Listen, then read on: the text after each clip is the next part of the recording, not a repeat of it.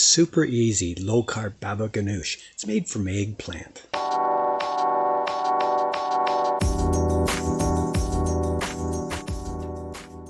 Baba ganoush. Baba ganoush is made from eggplants, and I've got like a medium-sized eggplant here. It came from the garden back here, and so I also have eggplants out the front of my global buckets. Eggplant is a really good low-carb option. There's about 5 or 6 net carbs in 1 cup of eggplant.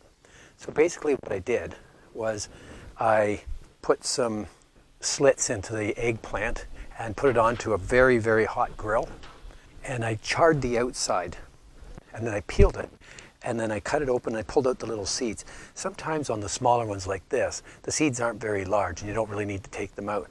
Make sure you put the slits in or it'll blow up. So I've done that already. I did that over a high heat, and I've got my eggplant there in the bowl.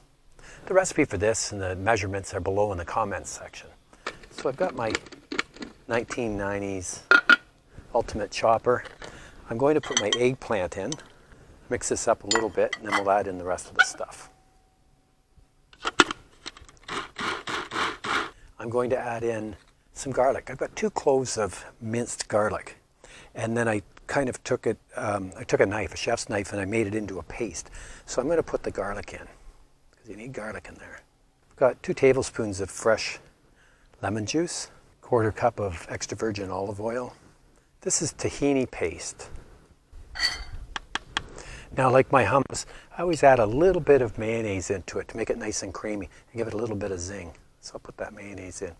Ultimate chopper is getting kind of full here.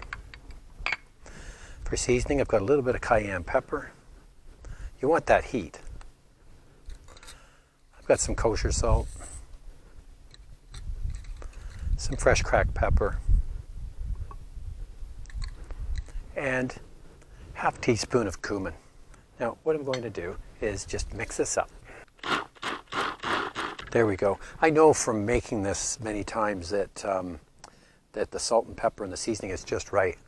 Scoop this into 2 bowls probably. This is going to go really well with my shish tawuk tonight, which I'm going to cook over charcoal. Shish tawuk. I'll cook that recipe in a couple of weeks. There you go. No preservatives. And to serve this, I'm going to make a little well in the center, put a little bit of extra virgin olive oil in there, and sprinkle a little bit of salt and fresh pepper on top. There's my easy, no preservative baba ganoush.